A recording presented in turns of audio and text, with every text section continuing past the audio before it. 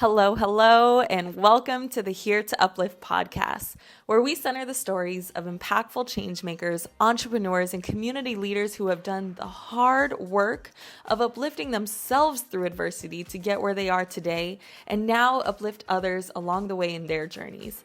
I'm Lolo Fisher, your host, lover of all things wellness, healing, and empowerment, and I would greatly appreciate if you show us your support by liking, subscribing, and sharing this podcast with others. Let's get into it.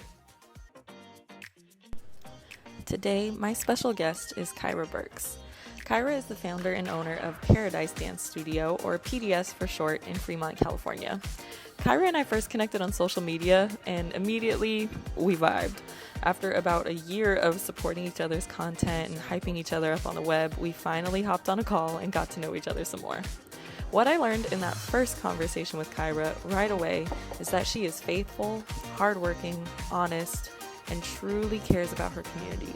Her studio, PDS, is called Paradise Dance Studio because she has cultivated it to be a getaway for dancers to create and express themselves.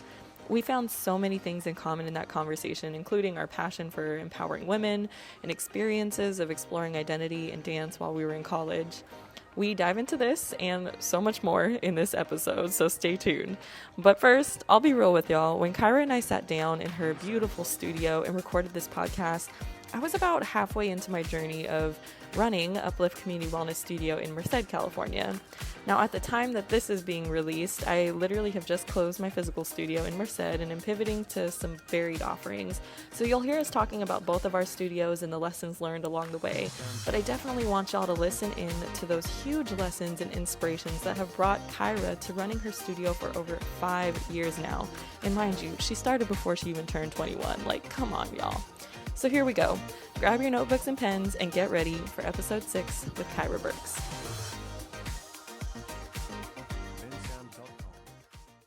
Hey y'all, how's it going? I am Lolo with the Here to Uplift podcast, and I'm super excited to welcome my girl Kyra. We are here in Fremont, California at Paradise Dance Studio, her home studio, and we're going to be getting into some depth about what it's really like to go for your dreams, practice the wellness in between, and all the hard stuff that comes with that. So, without further ado, I'd like to introduce you to Kyra Birks. Hi, how you doing? Doing good. How are you? Good girl. I'm excited to be here. This is one of those spots that I've been waiting to come to. So, Kyra and I met on social media through Instagram. And it was like one of those things where for now almost 2 years, I think it's been. It has, and the energy just reads. Like, I was watching all her dance videos, and I just love what you're doing for your community, and I was like, yes, I want to stay connected. Yeah, likewise, girl. It's been really cool to see like how we can bridge connections, especially through the dance world, because it can get so siloed, it can get really competitive, but from about 2 hours away from each other, we were able to connect and like really support each other online. So Kyra is an amazing energy that I'm super excited to spend this time with, and for you all, I think she's going to be perfect inspiration so you can think about how your dreams can lead to maybe opening your own business. So I want to hear about the journey. Tell me about what the actual process was from just dancing for fun to actually opening your own dance studio. Yeah. So I've been dancing dang all my life since I was out the womb, and my parents were like, okay, no, like we need to put this child in a dance class, and my dad just so happened to find one close in my Milpitas town center, and it was called a Dodge, and I went in there when I was 3 years old, and as soon as I took like the first class, it was like one of those like combo classes, like the little tap and ballet. I was just in love, like I was just having the time of my life, and the owner of the studio noticed that I was just picking up choreo really fast, like way faster than the other girls, and so they ended up moving me into the more advanced class with the older girls. So it was just me and like these big kids. How old were you then? I was 3. Oh my gosh. Yeah, so I was 3, and I was just like picking up all this stuff. I used to have like the biggest stage fright, and then I got over it eventually. But that was kind of like the first time I was put in that environment. And then as I got older, you know, I was moving and different things like that. You know, I was playing sports. And then eventually I just came back to it. I was like, you know what, I'm gonna get back into dance. And then I started doing it competitively throughout middle school and then all the way through high school. Okay. And I was able to join Fancy Dancers, which was a dance company in my community. And we were able to travel and go and, you know, perform in different places. We performed at like Disneyland a couple times. And so I was just loving the whole experience of taking dance, but making it more into a career. And so when I graduated high school, I definitely wanted to continue that. And I went to Cal State East Bay in Hayward, California. That's where I got my BA at. And while I was there, I joined the dance team. It was called Eclectic Pulse. And kind of same thing happened there. It's like freshman year, I tried out, you know, I made the team. We did a lot of like pom dance. We did a lot of hip hop. We did a lot of jazz. And after the first year, the captains wanted me to be captain. And I was like, whoa. Hey, it'd be like that. This is like crazy, because that was my goal in high school. I wanted to like figure out what it was to be a leader of like a team. And, you know, there was my shot. Like, as soon as I got to college. And what I loved about college, because the studio and where I grew up from, it was not common to have like colored people in your class. It was more like a predominantly white, sometimes Asian community. So I was always just kind of like, whoop, you know, like that, you know, little person, like, who is that, you know, little curly girl. So it was really nice to go to the #1 diverse college in the world, Cal State East Bay, and to be accepted and to see other people like me from other descents all come together. And then I found this team who ended up becoming my family. And then I was able to be captain for the next couple years, all the way to my senior year. And it was just wild. It was just crazy, ups and downs. It was a lot of learning involved, but it definitely trained me on what I wanted for my future company. And so when I was in college, that's when I started Paradise Dance Studio, which is where we're at now. But it was all just an idea in my head. And then as time went on, you know, I was just renting out spaces, you know, studio to studio, and then I ended up making this one my home during the pandemic. And so I hope I'm wrapping up the question you asked me. I kind of lost my train of thought. But dancing, where I am now, I've just been doing it forever, and I just enjoy it. Awesome. So what was your degree in at East Bay? So it was theater arts, dance option. Okay, so you always had this route of like, you knew you wanted to go into the dance world. Did you always know you wanted to have a studio of your own? No, absolutely not. I actually went in as business. I was just thinking like, okay, I want to have my own business. I want to be, you know, my own little CEO. Don't we all? You know, then you start taking the classes, and let me tell you, like economics, math is not my strong suit. I felt the same way. And I was meeting all these other business owners, and I was talking to them, and half of them weren't even majoring in business. They just started their own business and learned as they went. And so that was like the shift for me. And then I was thriving in all the dance classes, performing arts classes. Like, it was to the point where I was assisting classes, helping direct different things. I had to put on my own show within the dance program. And so I was like, okay, why am I taking all these economic classes that I'm not even really getting much in, when I'm absolutely thriving in my minor, which was dance. And so when it came down to junior year, I was like, look, first of all, we gotta walk. One, we gotta walk, and two, I just had this full circle moment, and I was like, I'm not here to impress anyone. I'm not here to get a degree for somebody else. I'm getting this degree for me, and I want to study what I'm passionate in. Yes. And dance was just that. So I ended up just going full blown theater arts, you name it, acting. We got backstage, we got all the sewing, dancing, all of that, put it all together, and I walked in 2019. I love it. And congratulations, Black and Educated SCU. Thank you. But it is hard, it's a journey. I feel like that's a point that we didn't talk about before, but that totally connects, because I went into University of Arizona thinking I'm gonna double major, business and dance, like I got it in that math class, girl. The math class was what got me. Now I will say I love it. I know, like I love the business classes actually. I even liked accounting, but it was just the algebra and calculus itself that was not for me, you know? So I did the minor. I almost did the opposite of you, but dance was my major, did business as a minor, and then I did Africana studies. Because for me, it was about, college was a time for like really exploring my own identity and understanding that. I thought the Africana studies degree was a perfect way of doing that. I even got to go to France through Africana studies. It was like the most magical experience. But I think it's those situations that we don't expect, we can't really plan for, that end up changing our trajectory for the better.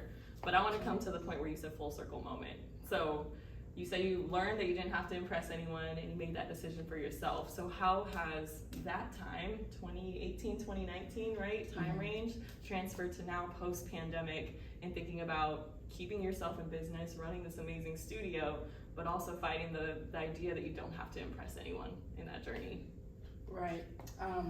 Of course, like, theater arts isn't the main one, you know, for the most part, that people like go for when you go to college. It's mostly like you want to be a nurse and you want to be a doctor, or, you know, go in engineering.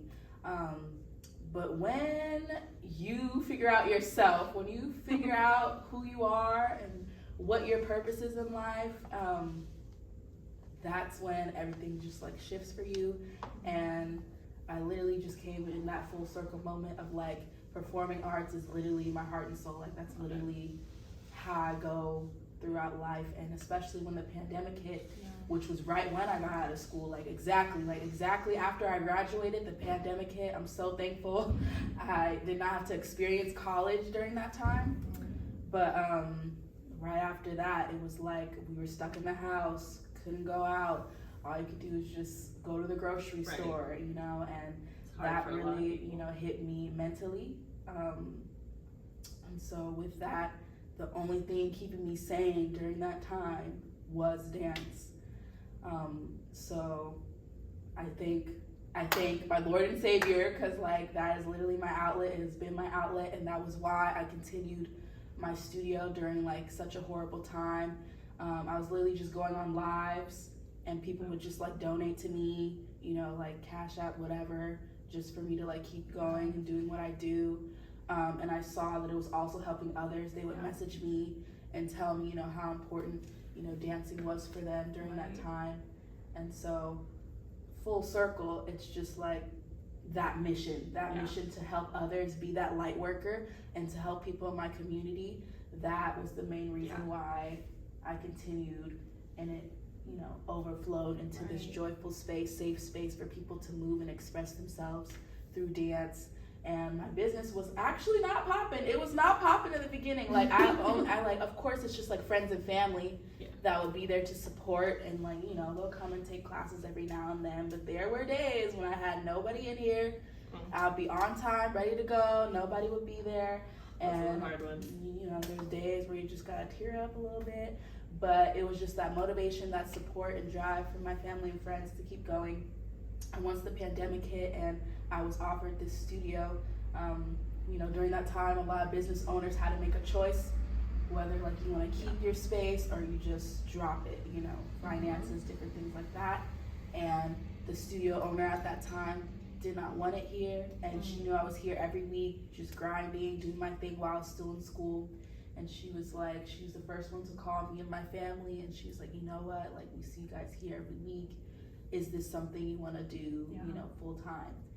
And it was a big faith thing. I'm big on faith. I come from like a Christian-based family, and so definitely had to pray on it, but it was literally taking that risk. And I say this for everyone, make sure, you know, you get out your comfort zone, because if I didn't do that, you would never know.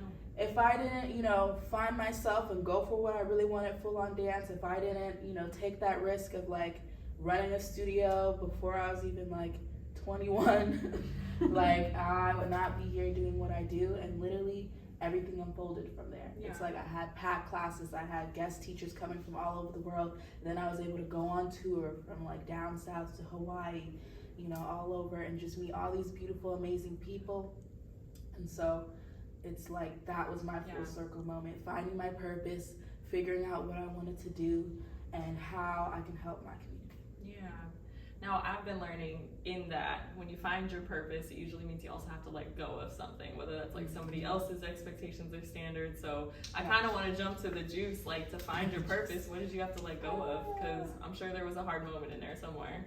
Yes, lots of sacrifice, time, my time, knowing what my time was and what it was worth. Right. That was a big thing too. When I was doing all the different things with other dance companies and in college, half my time, really like 90% of my time was dance, rehearsal, school, sleep, repeat. Yep. That was literally my life. So I made it a lifestyle. It was a lifestyle shift, and I had to cut out, going to parties all the time and like, wilding out. I really wasn't really a wild out girl, but you know what I mean. It's just like doing a lot of extra stuff with your friends. I cut a lot of that out. Yes. Personally, in order for me to, just really put a standpoint on what I wanted to do. And so getting my studio again came with a lot of responsibilities that I definitely did not know all of it, what I was going to get into, but again, just having that support system, I was able to figure it out from, raising money to open it up to next thing you know, having to find a videographer to make good content, and this idea that we're in, 2022, social media is a big play in your business, and it's a big play in how you represent yourself. And so once I figured that out too, I went from just like iPhone videos, like you can see on my page now, it's like just raw footage, which is great, to taking it seriously, getting a videographer, getting business management, marketing, all these different things. And I'm still learning till this day. Absolutely. But for sure, just like keep learning and being open. Yeah. But you're doing it. You are doing it. You are uplifting a lot of people in this process, which is really what this is all about. It's like you found your own journey and now you're transferring that to others. So I want to hop back. You said you're a light worker. For anybody who doesn't know what a light worker is, can you tell them? Yeah. So again, I'm a very spiritual person.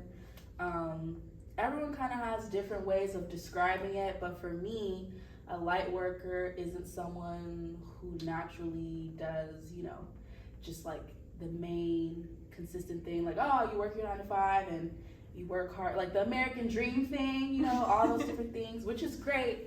A light worker, it's doing that stuff that you probably wouldn't think is work. So like, for example, me being like a dance teacher. Of course, a lot of people can be a dance teacher, but what a lot of people don't know is the conversations and the therapeutic, the therapy a lot of people get from dance class. And I've had to deal before and after dance class, and being able to uplift people in a positive way through like energy exchange, through conversations. That what I feel is my purpose, and it's been shown to me again and again that this is what I'm supposed to be doing. And so a light worker knows it's not really something you kind of figure out. You actually end up doing it. Like you're kind of like put on this earth to do it. But it does take time for you to figure out for yourself, like, okay, like, is that what I'm going to label myself as? And so again, I guess to describe it, a light worker is just someone who is a special soul who's able to uplift people in a positive way. And so for me, that's dance. That's helping people through dance. I've had a lot of different experiences, from people who are depressed, helping them with depression, suicide, you name it, insecurities with their body. And what I try to do is uplift people, make them feel good about their body, make them feel good about themselves, have them leaving the dance class feeling uplifted, feeling ready to go on to their next day. So as deep as that sounds, that's my mission every time I have class, and I think that's why my community has became so strong. We do feel like we're like a family. I call them my islanders, on our little island of paradise. I love that. Yeah. Okay, so then what about when you're not receiving light? How do you give the light? Yeah. So I was just telling you about this too. It's like filling your own cup. And, you know, of course that is what I strive to do. But again, that's not something that's like easy to do, especially when you're getting hit with all these people's like issues and stuff. My main goal when I get into a class is to give them my energy, give them my joy. And, you know, that doesn't always mean you're going to get that back in return. Yeah. So literally making sure the cup is full, filling into your own cup, whether that's self-care, whether that's just a nice little bath, reading a book. Like I really had to deep dive into like what fulfills me, what works for me. And of course dance is my outlet and it brings me joy, but it's literally spending time with family, spending time with my friends, quality time.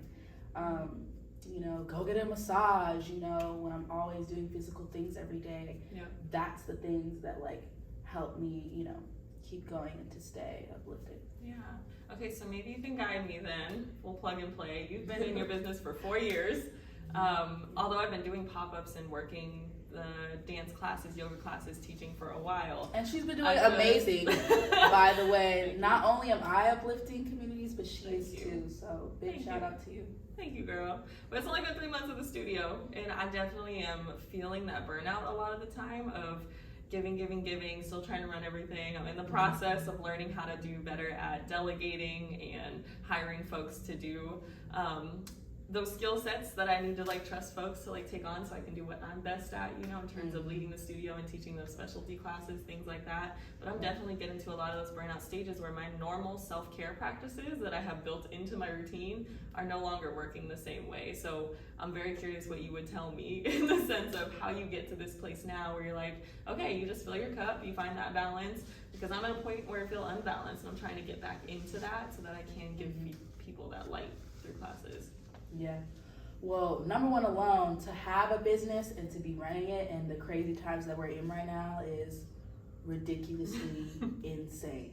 So like, again, giving you your flowers that you're still continuing doing what you do, starting up your business, because that first year is always the hardest. That was the hardest year ever. But if you're able to stand your ground, stay faithful, still pour into that cup, you will be able to thrive. And a lot of great things do not happen quickly. Actually, the best things for the most part take a lot of time. So I would definitely say just try to stay patient with it. Try to differentiate who's really gonna stick with you, because there is gonna be a lot of people. I was like listening to like a TikTok the other day. I think it was like Medea when she was doing one of her detox, but it was the one about the tree. And it was talking about how you have those people that are rooted in you, and they're going to stick by you. There's only going to be a few of those. Then you're going to have your branches, which is like people that are going to come and go. They're going to seem like they're there, and they're like sticking with you. But it might break off at a hard time. And then you got those leaves. Those are the haters. Those are just the people that are just going to want to just bother you, you know? But they're going to blow like the wind. Right. And so if you can put it in that standpoint, figure out who your rooted people are, who's your core team, utilize that and take that with you. And that's why you see a lot of big public figure people, you know, they always have that same core group beside them, you know? And so I feel like you'll figure it out, but my best advice is to stay faithful, stay prayed up, fill that cup, do that self-care, build on that routine. Maybe the routine is different now. Maybe you need to do more than what you were doing before. That can always change. And also always remind yourself why you started this in the first place. Yeah. And I know you were telling me about your mission and how you got here and you were injured and you were able to oversee that, and now you're doing a lot of wellness and you want to help your community down in Merced and probably all over too. So always just keep reminding yourself why you're doing what you do, because a lot of the time you can get distracted and all these things. The devil always wants to come in and take your joy and things like that. Differentiate all that. Tunnel vision. Okay. If you can like get that tunnel vision, keep that on, you'll be good. And also, don't look over your shoulder. Don't look at what the other person's doing. You know, of course you can be inspired and motivated. but everybody's path is different. Once you can like understand that like your path is never going to be anybody else's path, you're good. Yeah, I think that's the huge one. We, especially in the dance industry, correct me if I'm wrong, but I feel like growing up in the dance industry and kind of even having to make that choice of do I go with the industry route or do I go to college or do I find something else along the way, there's so much competition. And I never heard the phrase looking over your shoulder in relation to comparing to others, but it completely makes sense to me. It's that idea of like, we have to fight with each other rather than just figuring out, like right now, for example, we're just a couple hours away and we can build something to help our communities grow even further. Mm-hmm. And I feel like I just grew up always seeing the tension, like 2 studios, just 2 cities apart even, super close and just always in competition and fighting instead of figuring out how we can lift each other up. Especially when we're predominantly women, and now in particular for us, mm-hmm. there are not a lot of women of color owned studios here in our area necessarily, although we see plenty of women of color doing the dancing, doing the work behind the scenes, right. but not really having that ownership and building it up. So mm-hmm. I'm excited to see what that looks like in terms of how we can start creating more of a culture of collaborating to grow. I'm seeing it happen a lot more post-pandemic than I did pre-pandemic, yes. right? So it is definitely coming along. Yes, yeah. And I'm just happy to be a part of that growth and be a part of that change. And I feel like even just doing this, like 2 beautiful Black women of color coming together to do something positive, yeah. you know, that was a choice, you know? Right. And this is the path that I would like to go on, and that I would like to start for other people to, mm-hmm. you know, recognize in their own communities. It's like we can all grow together. Yeah. And it's cheesy too, but like when you think about like core restaurants, you know, there's always a McDonald's, there's always a Taco Bell, there's always a Chick-fil-A and a Chipotle right across the street. They all sell food, but though. They all provide. They all provide in their own way, own flavors, own identity. And so I just feel like, you know, the more dancing, the better. The more yes. dancing, the better. The more uplifting, the better. And, you know, it's reaching to those people closest to you. Yeah. It's like you were saying, there was a lot of dancers you probably knew in Merced, but at the same time, you didn't see a lot of spaces for them. There was not. So it's like right. being that warrior, being able to provide that space, like, that's huge. Yeah. That's huge. And the representation as well. We're actually in a kind of better place now where women-owned businesses are actually being highlighted. Yes. So it's a We're good getting thing there. to see. Progress. We working on it. Well, Kyra and I definitely have to come together soon.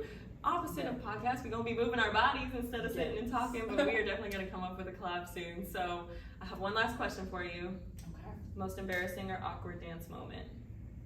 Oh, I ripped my pants. It was actually last year for Halloween. I was a Bratz doll. I was Sasha. Okay, yep. And it was like the casual Sasha where she had like the cargos and like the tank top. Can I picture it? Exactly, yep. Mm-hmm, Bunny Boo. And I was doing a Sierra piece and we were busting it. We were filming. Everything was great. Of course you were filming. And boom, I hit this one move and it just popped. Like it was completely open. There was no stopping. Like you couldn't do nothing but just feel it. And I was like, and everyone was there, and I was like, I ripped my pants, and we just all busted out, dying laughing. But that was definitely you have something under? Moment. I did. Okay, I did. Thank God. Right. We're good. But yeah, that was crazy. Definitely had to do a retake. Yep. I feel like we've all had those moments, whether it's ripped pants, like a little side titty show moment, like whatever it's gonna be. Like every time you're filming or performing, it's exactly when it happens. I swear. But I love it. This has been amazing. Thank you so much for chatting with me. Let's tell the audience where they can find you. Yeah. So you guys can find me on Instagram at Paradise Dance Studio _. We also have a website, www.pdsdance.com. And yeah, that's where you can find me. I will include the link to all those in the show notes, but anything else you got for the crew? No, I just wanted to say thank you again for coming out and doing what you do. I enjoy this podcast. I enjoy watching your podcast. I watched the other one. And I just want to still give you your flowers. Like, giving you your flowers. Please keep doing what you're doing. Please continue to uplift others. Absolutely. And I hope to see you guys soon in Merced. Yeah, we're going to get moving soon. All right. Thanks, girl. Thanks, y'all, for watching. Check the show notes for more.